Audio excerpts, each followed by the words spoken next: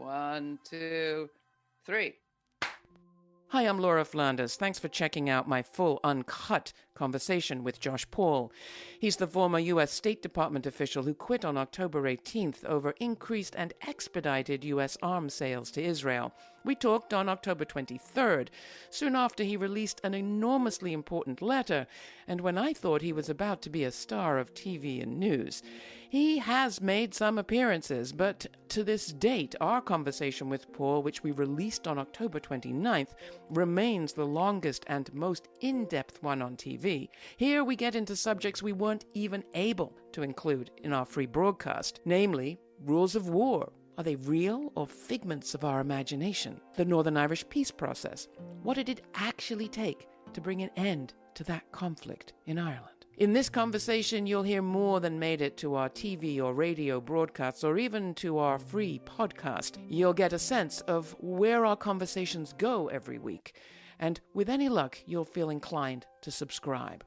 Our subscribers keep this program free to all on TV, radio, and as a podcast, so thank you. And if you want to join that body of happy member subscribers, you can at lauraflanders.org. Now, onto my full Uncut conversation with Josh Paul.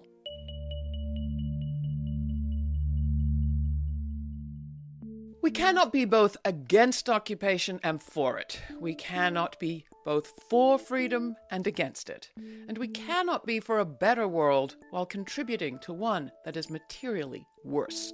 So wrote today's guest in his letter of resignation from the U.S. State Department on October 18th. Josh Paul had served 11 years in the Bureau of Political Military Affairs, which is the U.S. government entity most responsible for the transfer and provision of arms to partners and allies. He always knew, he wrote, that his job would be morally complex, but he made himself a promise, he said, that he would only stay as long as he felt he could do more good than harm. And this month, he reached that point. Quote, I am leaving today because I believe that in our current course with regard to the continued, indeed expanded and expedited provision of lethal arms to Israel, I have reached the end of that bargain. Josh Paul joins me now as Palestinian deaths from the Israeli bombardment of Gaza top 5,000 and just 2 of the roughly 200 or so Israelis taken hostage by Hamas October 7th have been released. The UN Secretary General Antonio Guterres is among many who are demanding immediate Gaza ceasefire, and protests continue around the world. Josh Paul previously worked on security sector reform in both Iraq and the West Bank, with additional roles in the Office of the Secretary of Defense, U.S. Army Staff, and as a congressional staffer. He grew up between London and New York and holds master's degrees from the universities of Georgetown and St. Andrews in Scotland. Josh Paul, thank you so much. I am honored and delighted to have you with me. No, thank you very much for having me. I really appreciate the opportunity to talk about this important issue. Talk for just 1 minute about why you decided to go into the field that you did. When you talk about that more good than harm, what did you set out? What have you all these years set out to do? So it has been a learning experience, I'll be very honest. I really entered the international security field in the wake of September 11th, as many Americans did, and particularly after the invasion of Iraq, where I was a young worker in DC, honestly looking for something different and a bit of excitement, and managed to get a job with the Coalition Provisional Authority in Baghdad. And did not go into that as the ideologue I think that I am now. But it was a deep learning experience through my time working with the Iraqi security forces and seeing and understanding what American foreign policy can look like on the ground, both the good and the very ugly. And ever since that experience, I have been very focused on integrating human rights into my work, both within and outside of the US government. Now, there are people who have asked you, and I'm going to ask you again, what was it about this point? We're looking at the last 11 years of, if we're just going to talk about Israel-Palestine, 2009, 2014, 2,200 Palestinians dead in 3 weeks. Was it something qualitatively different about this moment, or just quantitatively, or what? Both, actually. Quantitatively, yes. I think the outbreak of violence we are seeing in Gaza between Israel and Hamas is fundamentally different than that which we've seen. It is of a scale that we have not seen previously. And to be clear, that is down to Hamas in the first instance for its initial barbaric attack on Israeli civilians. But the scale of Israel's response as such as well has also been to date quantitatively different than we have seen. It is also qualitatively different. I have been involved in a large number of deeply challenging, morally complex policy-making decisions on arms transfers. The difference is that those have always had the chance to be debated, discussed, delayed, mitigated, and even when you knew that there wasn't necessarily an outcome that you supported, there was at least the confidence that you were handing over the case to Congress, because major arms sales require notification to Congress, where there could be further debate and discussion and efforts even to prevent such sales. In this instance, there is no such debate. There is simply an urgency to rush arms into a conflict where civilians are dying en masse. And that is what I don't understand. That is what I could not do anything to stop. And the lack of space in the administration and in Congress to have this discussion is why I thought that the only place to have it would be in the public eye. Congress can't act because Congress doesn't have a speaker. Well, no, but I think the answer there is that that's the one thing stopping Congress from appropriating more funding to Israel. It's not stopping Congress, I don't think, from holding back any of the Biden administration support. Inside the State Department now, there are rumors of, I think somebody described it as to the Huffington Post recently as basically a mutiny brewing. Hundreds of people apparently raising their concerns or attempting to. What avenues do exist just there? And again, what do you think was different this time? Sure. I don't want to overstate it. I think mutiny might actually be a bit of a strong word. But I want people to understand that there are a lot of really good civil servants in the State Department who joined the government to do good and who find it very psychologically harmful and damaging to themselves when the work that they are doing is implicated in the death of so many civilians. I think there are channels available within the State Department for dissent. The most well-known of those is the dissent channel, which involves members of the Foreign Service and Civil Service can pen a letter that goes to the secretary, which the State Department is compelled to respond to under the State Department regulations. And I understand that there are such efforts ongoing, and that, to be fair, senior levels of the State Department are reading and responding to those concerns. But beyond the dissent channel, in the absence of the regular policy debate, there isn't really much space or anything else you can do. Had you tried to raise specific concerns with specific people before you quit? Yes. Almost, I wouldn't say immediately after, but within 2 days of Hamas's atrocity, recognizing what was probably going to come down the pike and, knowing how we've seen previous conflicts like this play out in Gaza, I wrote to a number of officials within the department and said, look, let's pause and think. We've seen this movie before. We know that it only leads to more suffering for the Palestinians, and it doesn't lead to more security for the Israelis, as we have very recently and very clearly seen. So before we rush arms into this conflict, before we add fuel on this fire, are there not other things we could be doing? And let's look at our track record and wonder of how it led us to this point. I was met offline with some agreement, but online, as it were, with a stony silence and continued directives to just keep moving arms as quickly as possible.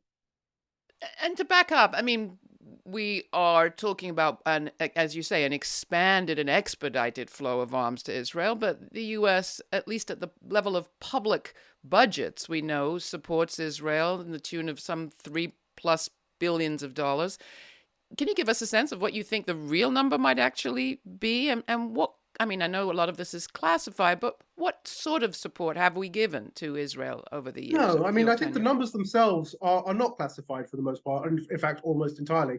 And so we are talking about $3.3 billion a year in foreign military financing, which is the State Department's main method for providing military assistance, grant military assistance overseas. Incidentally, the State Department's total budget for foreign military financing typically hovers around $6 billion. So we're giving more than half of our military assistance globally to Israel. And what kind of things are those dollars spent on? Sure. And let me also just add that the Department of Defense has 500 million, which it provides Israel in cooperative development of missile defense programs. So Israel spends most of that money on major long-term defense articles, such as fighter jets and that sort of high-end equipment. I would note, however, that unlike almost every other country in the world, Israel is also permitted to spend, I think it's up to 20% of its foreign military financing on what we call offshore procurement, which means that it can spend it directly in Israel. The rest of foreign military financing has to be spent in the US, supporting US jobs with US companies. But Israel gets to spend some of its money domestically. And over the decades, that's actually greatly enabled the expansion of Israel's own domestic defense industry, which is now a top 10 exporter of defense arms and often competes with the US. So it's our own funding that has sort of enabled our competition in this respect. So if the ultimate goal had been more peace, de-escalation, less military activity in the Middle East, not a good strategy. I don't think Israel needs the volume of military assistance it is receiving from the US. It is a wealthy country, and as I say, this assistance is more than half of what we provide globally, which crowds out some other pretty critical opportunities, I would say, for US security cooperation around the world, and particularly in the Indo-Pacific.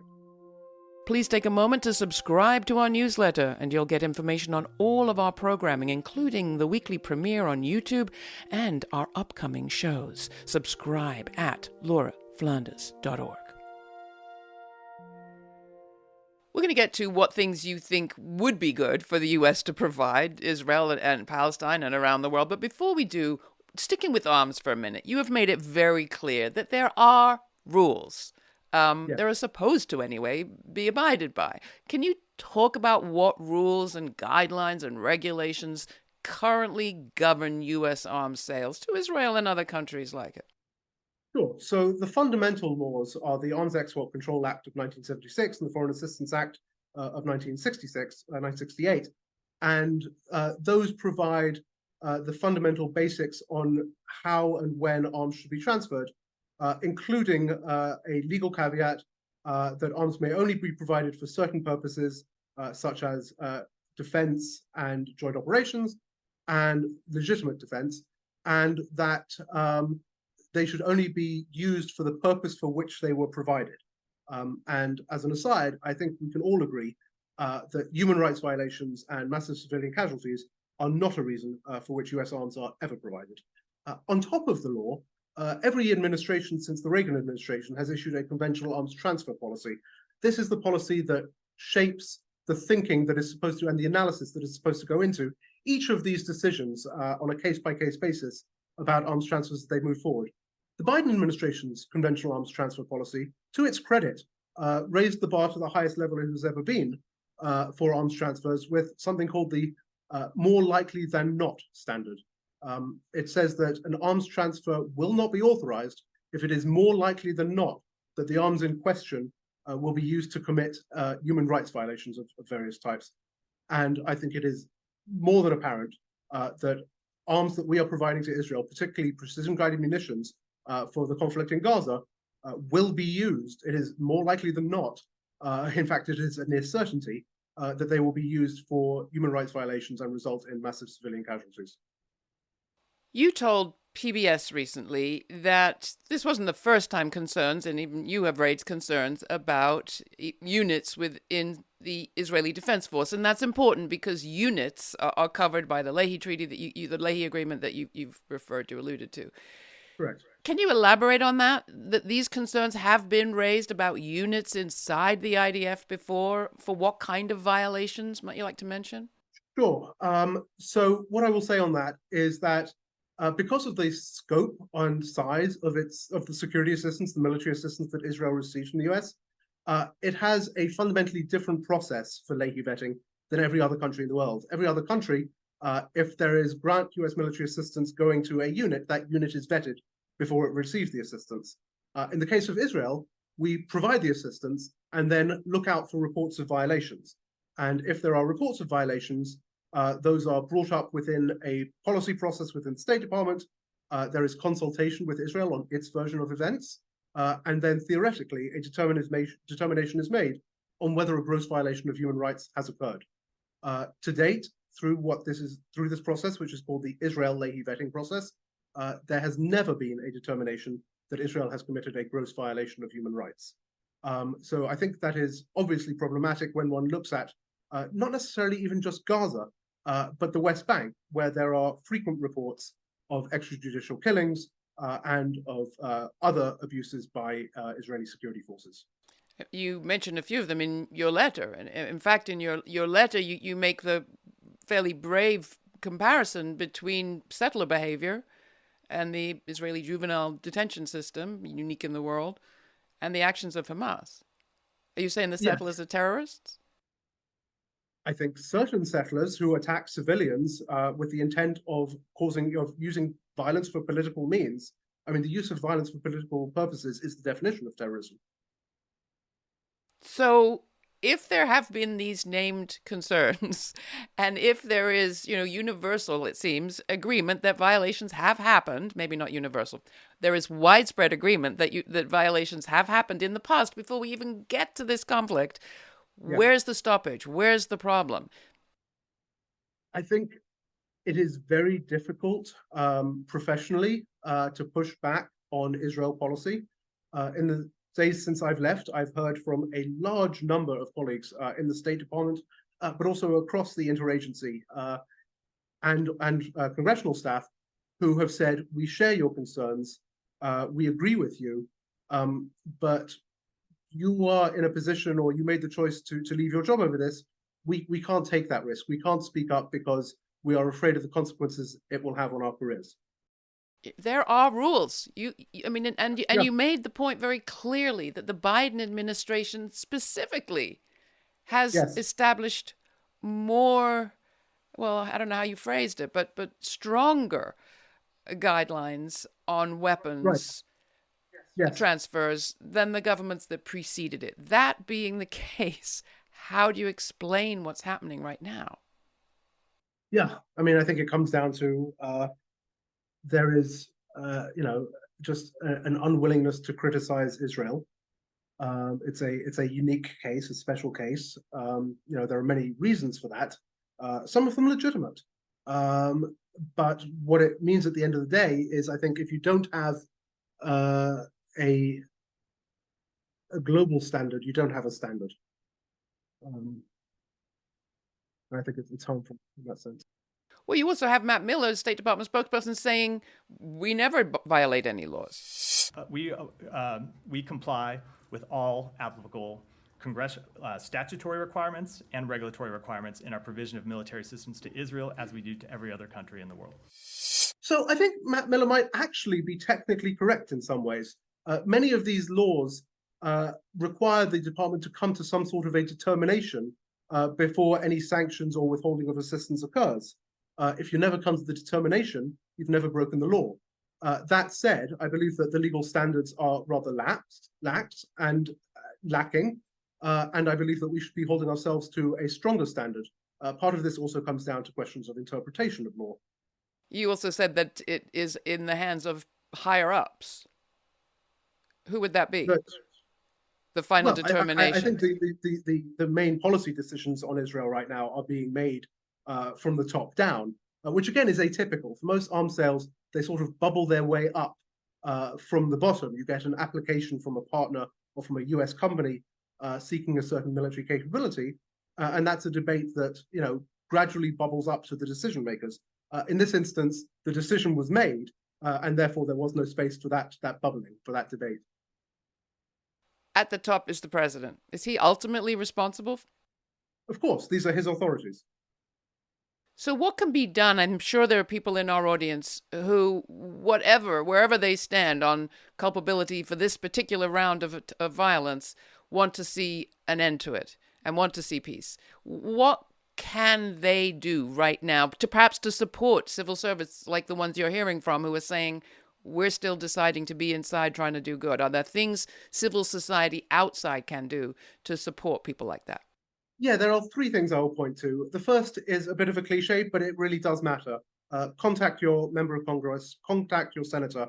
I worked in a congressional office, and I know how we used to sit down with the member of Congress on a weekly basis, review the call logs and go through them and say, okay, we've had 5 calls on this side, we've had 7 calls on that side, and that really does inform how members of Congress think about their votes. So that really is an important thing to do. The second thing is, I would say, reach out to your local media. There are reporters, for what's left anyway of local media, who cover local communities and how they are reacting to world events. Make sure they're getting your side of the story. And the third thing, of course, is organize. And there are some good organizations already out there. So, for example, there's the Alliance for Peacebuilding, is one organization who does a lot of good work bringing communities together around both local conflict resolution and global conflict issues. So I think those are the 3 things I would recommend. Do we have a moment now with President Biden coming out right after you resigned, actually, urging Congress to approve, I think, more than $100 billion in aid for Israel, Ukraine, and I think Taiwan? Is there a moment now, especially to stop any of that, or is it going to go no matter what? I think it's an important moment to talk about it because it highlights it, right? And the debate inevitably will go away. In several months, this won't be something that is on the top of everyone's minds. And while it is, I think this is the opportunity to make an impression. Is it going to change anything in the short term? That I can't say. I think we have seen a slight shift over the last few days in the administration's approach. I think we've seen a change in tone, a greater focus on Palestinian civilian casualties and the harm that could be done. But in terms of the actions that underlie that, when we look at a supplemental request that has billions of dollars for arms and $100 million for humanitarian relief in Gaza, for example, I think I'm skeptical that the short term will make any difference, but I think the long term is much more promising. You talked about the harm that could be done, and even as we speak, people are being killed. As we record this, Raji Sourani, the director of the Palestinian Center for Human Rights in Gaza, spoke on Democracy Now! And basically said Palestinian civilians are in the eyes of the storm. They are the targets. They destroyed Gaza. I mean, it's unbelievable. This army targeting only civilians and civilian targets, towers, houses, hospitals, churches, mosques, schools, shelter places, ambulances, nurses, doctors, journalists. This is the most ethical army. This is the most ethical army in the world. This is the mighty Israel. Its might and power targeting civilians. They are doing war crimes, crimes against humanity, persecution for 2.4 million people for the last 18 days. How are you thinking about any of this? That's right. And if I may, I mean, I saw a report today about a Palestinian family from the north of Gaza who moved following the Israeli direction to do so, only for a large number of the family members to be killed in the south of Gaza when the Israelis struck there. There is no escape within Gaza. And for those of us who have experienced war, the trauma, the screech of a low-flying F-16 followed by explosions day after day after day, even if you are not physically harmed, is an irreparable trauma. We've seen this past weekend, October 20th, Israeli aircraft dropping flyers on northern Gaza, saying that anybody who refuses to abide by what amounts to a forced evacuation or forced relocation order from the north to the south will be considered in league with the terrorists or a terrorist and subject to being killed. What's your sense of that? Is that legal? So let me first say that Israel does have a right to respond to Hamas's brutal, violent attack, no question. The Geneva Conventions prohibit the forced relocation of civilians within an occupied area. And so I think there is a good legal question to be raised there. I am not a lawyer, but I think one can only look at what is at this point 1.3 million Palestinians within Gaza who are reported to have been dislocated from their homes. Many of those homes, of course, now destroyed and they won't be able to go back to them. To raise these sorts of questions and to ask that question, I think is very legitimate. Yeah.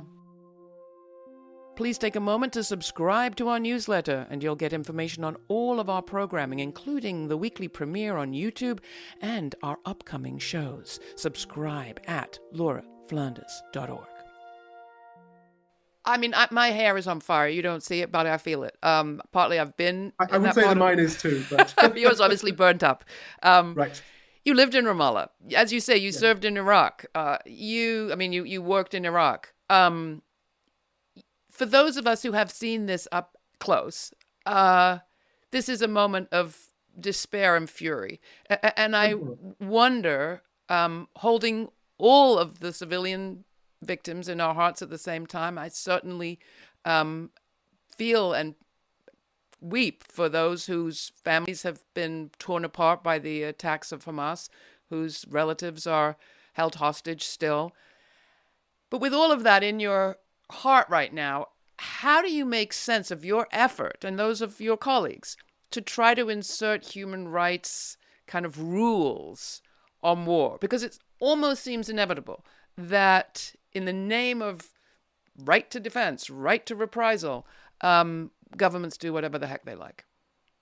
So, I mean, there are laws of war. They're not always necessarily enforceable. And of course, the US has prevented the Palestinians from seeking restorative justice or justice of any kind through the International Criminal Court. So I think it's important to note that there are laws that apply, there are rules of conduct, and there are basic standards of human decency that apply. I think at the end of the day, as you said, what we're talking about here does not boil down and should not boil down to Israel right or wrong. What we're ultimately talking about is the right of civilians, whether they be Palestinian or Israeli, to live in peace, to feel secure in their homes, secure from rocket attacks and secure from F-16 drop precision-guided munitions. And I hope that this administration can take a look at our own historic policies, both in Israel and drawing from our experience in the region, not all of which is positive by any means, and push Israel and push all the parties towards a solution that is more just and that provides the peace that people who just want to live their everyday lives and raise their families deserve. Like what? What would that solution look like? What would you propose right now if you still had your job inside the State Department? So I think there are two streams there. One is with regards to the transfer of arms to Israel right now, which is, of course, what I was most directly involved in and what I retired over or resigned over. And with regards to that, again, I would ask the Biden administration to follow its own laws, its own policies that it has set, and just to simply apply the same standard and the same space for debate to Israel as it has permitted or encouraged for conflicts and for partners elsewhere in the world. Beyond that, I think we need a radical re-envisioning of what the Middle East peace process looks like. I think it has broken down. I do not think, having served in Ramallah, that the two-state solution is viable. One need only look at the entrenched settlements and network of infrastructure supporting them to understand that there is no way for a Palestinian state as conceived in Oslo to exist in that context. So is the answer to take apart, dismantle the settlements? I don't know how politically feasible that is in Israel, particularly if we look at the coalition that's in government now. And if that's not, then what is the answer and what are we pushing for? And what is the lesson of the last few decades? I think the policy approach from the US has been security for peace, that if Israel feels secure, it will feel comfortable making the concessions necessary to allow peace.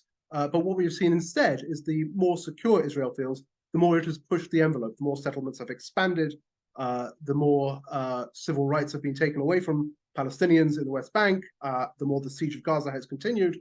And so I think we need to step away from that way of thinking and ask if maybe instead of security for peace, there's some way of peace for security.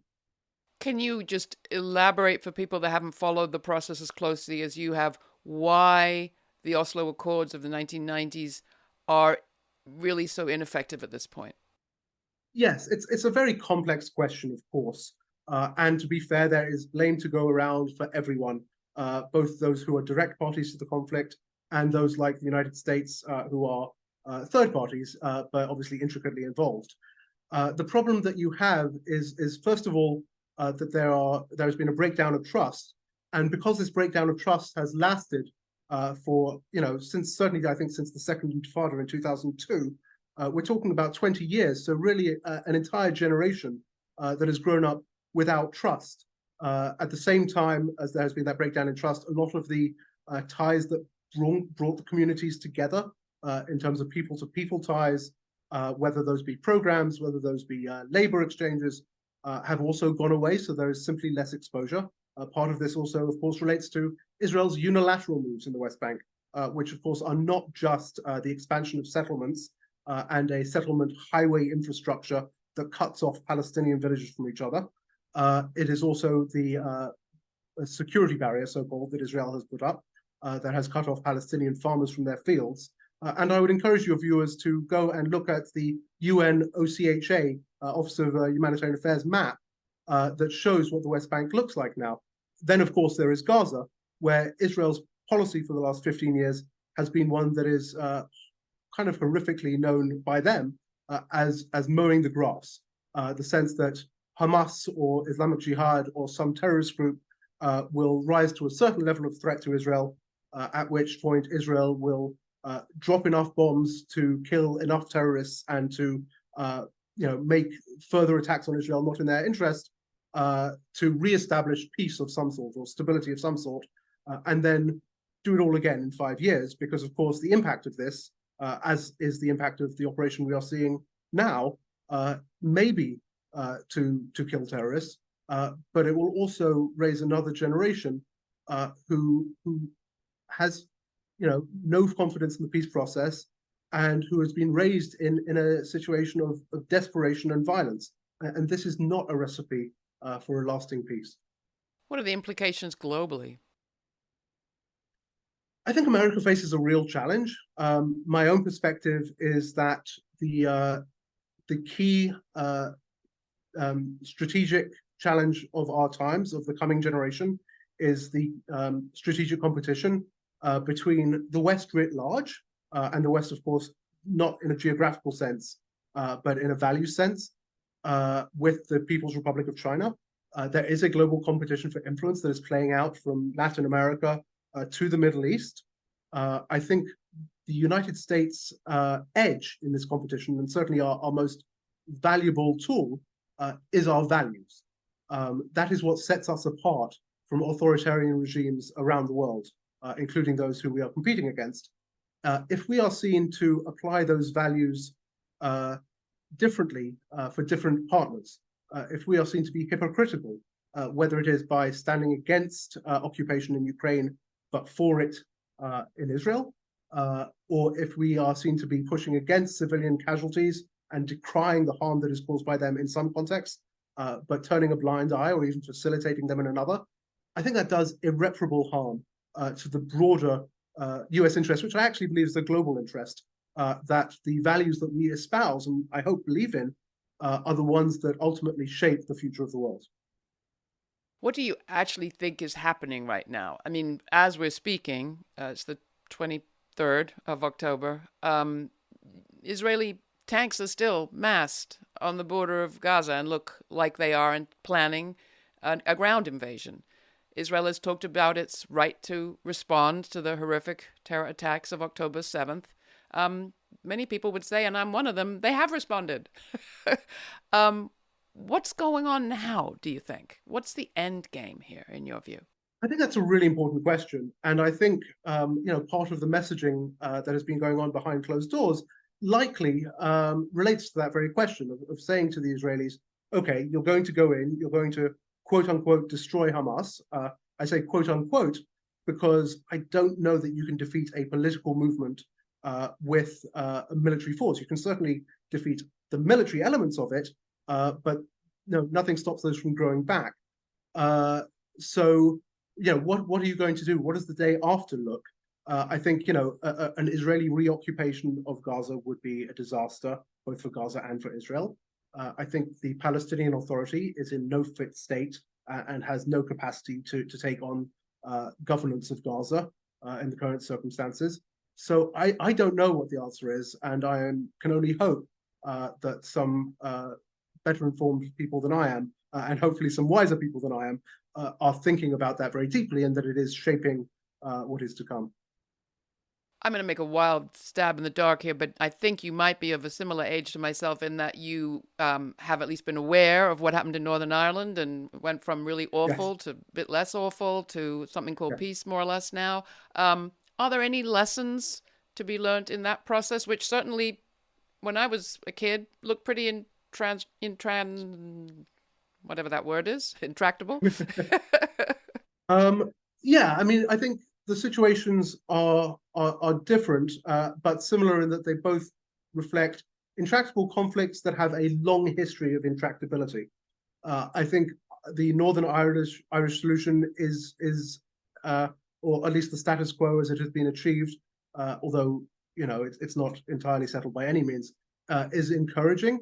What it took there was Senator George Mitchell's deep involvement, deep personal involvement with the deep support of President Clinton to drive the parties towards a resolution.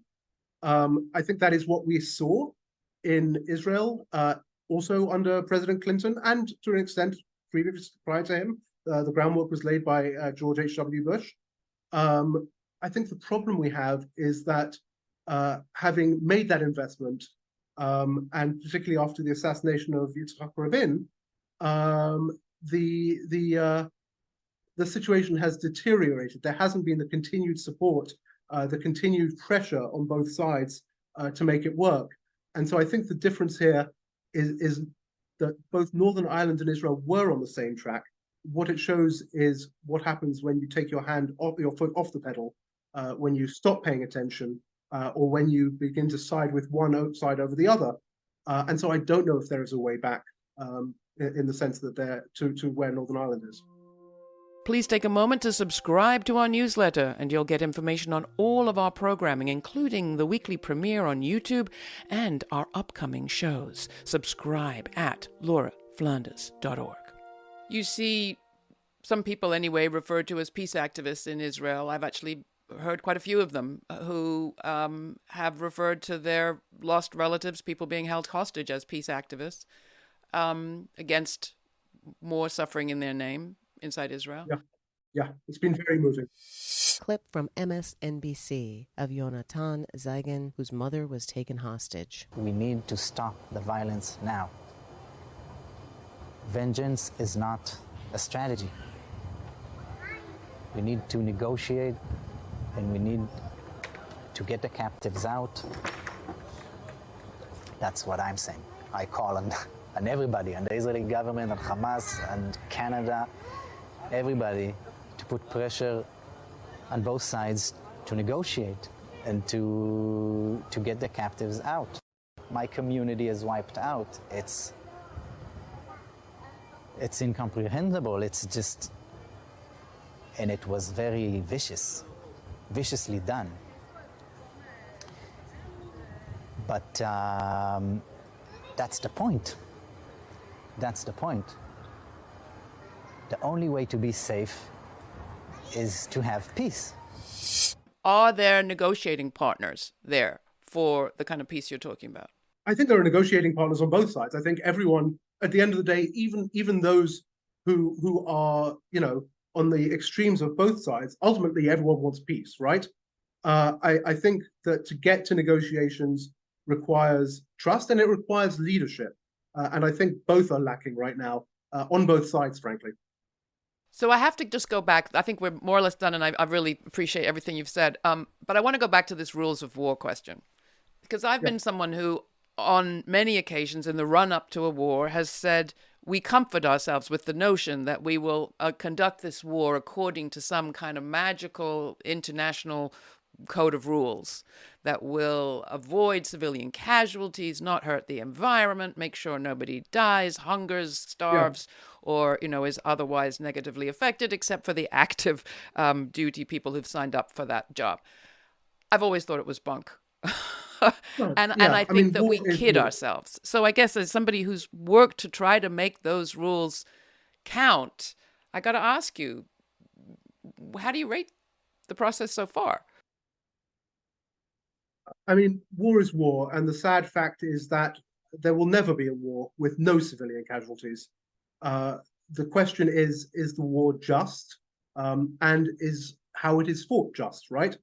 And I think one can question both counts in this case, not because Hamas's attack doesn't deserve a response, but because a war premised on the experiences of the last 20 years, where it has only led to more suffering and not to peace, is continuing that, is doing that again really a just war?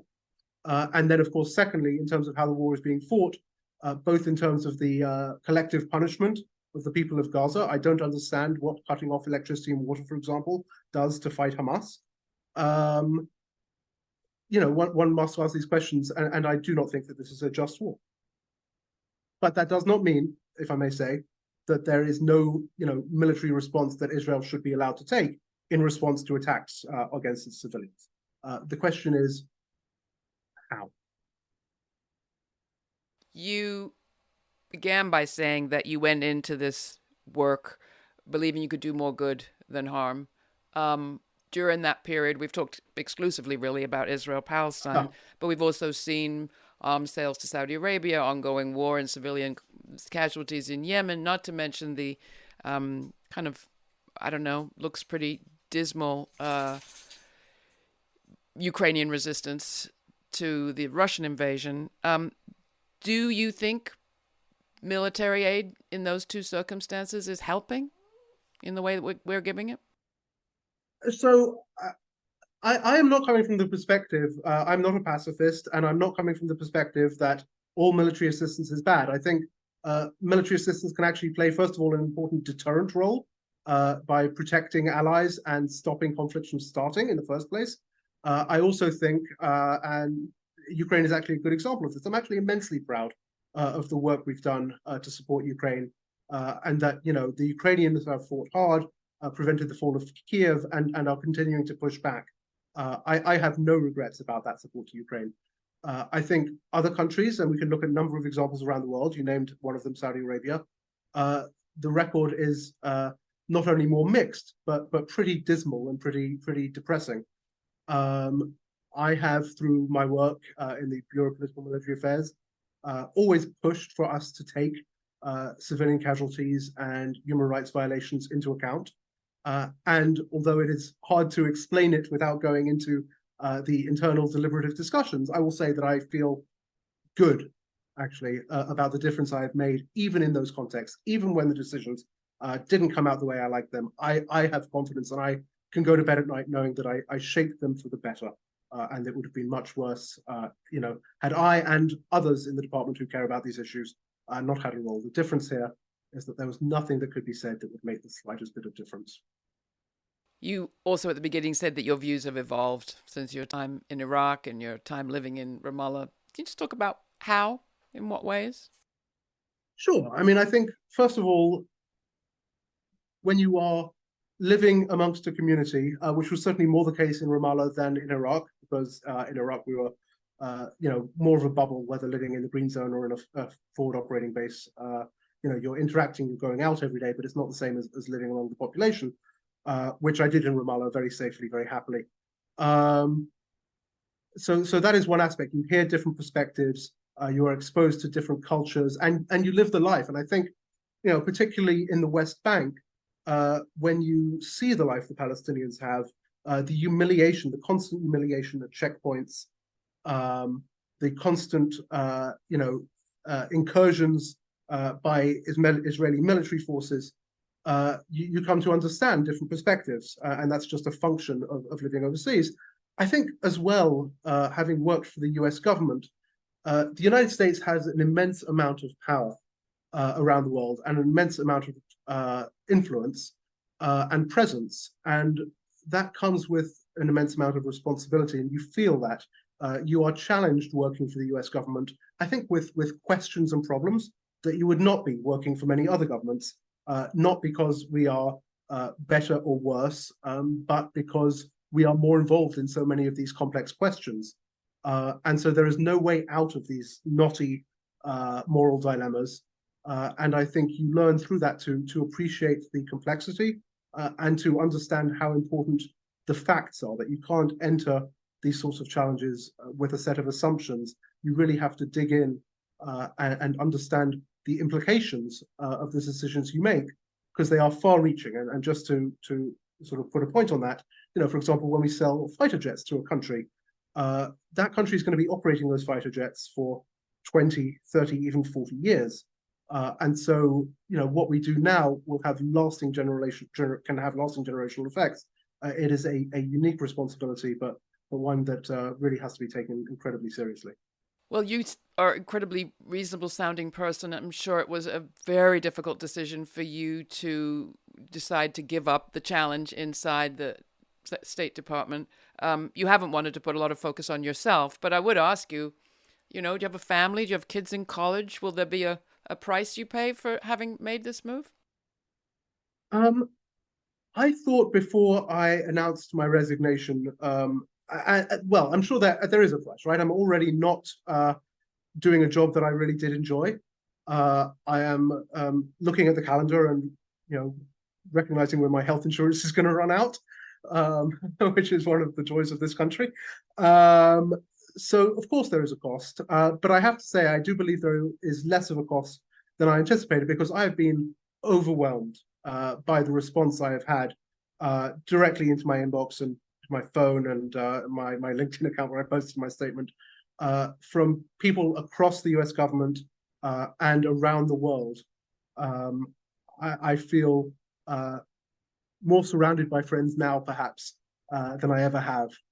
It means an immense amount to me. Do you have a message for people still working in the administration and the jobs, the desks that were next to yours before you left? Sure. I think, I think everyone does what they can based on the circumstances they live in. I would say to them that you have a unique opportunity to do good. And as I discovered, it's possible to do more good in one day within certainly the State Department and around the US government than many people can hope to achieve in a lifetime. Use that opportunity. I think you're in a place of immense responsibility, and the opportunity to speak up. You don't have to win every fight. You don't have to fight every fight. But you are in a place where you can really make a difference, and I hope you do. This wasn't just any other fight. Not for me. What are you going to do next with your expertise and your principles? That's a good question. For now, I'm going to stay focused on this issue. I'm fortunate enough, and I didn't expect it, to have a bit of a megaphone, so I'm going to continue to use it. In the longer term, I don't know. But I'll find something, I'm sure. We often end these episodes by asking our guests what they think the story will be that the future tells of this moment. I don't know whether you're optimistic, pessimistic. I don't know where you stand, but what do you think is the story the future will tell? I am cynical that we will see a breaking out of peace in the Middle East in the Israeli-Palestinian conflict anytime soon. I am deeply concerned about where this is leading. I fear for the future of a Palestinian presence in the 1948 or pre-1948 land. At the same time, I do think that there is a generational change in America. And I think given the influence that we have around the world, there is a very good chance the policy change will come to America on this issue. It will not come quickly. It will not come in time for this conflict. But I am hopeful that this country will pursue a more thoughtful, insightful, and just policy for the region, and a more successful one for the interests of all parties to the conflict in the generations to come. That's a long time to wait, maybe too long, but that's how I see it. Thank you very much, Josh Paul. I appreciate you joining us. Moral courage like Josh Paul's is always going to be rare, but conversations like this one shouldn't be. If you appreciate this non-commercial, advertising-free broadcast, if you appreciate that we get content like this out every week to audiences on public television, public radio, community radio, and as a podcast, then maybe you will be a subscriber and a donor to this program. We are listener and member supported, and we take no money from military contractors and the people that bring us war. So how about it? Join our member supporters by becoming a monthly pledger at patreon.com/The LF Show, or make a one-time donation at lauraflanders.org/donate. Whichever way you join us, thank you, and spread the word. For the Laura Flanders Show, stay kind, stay curious, and thank you.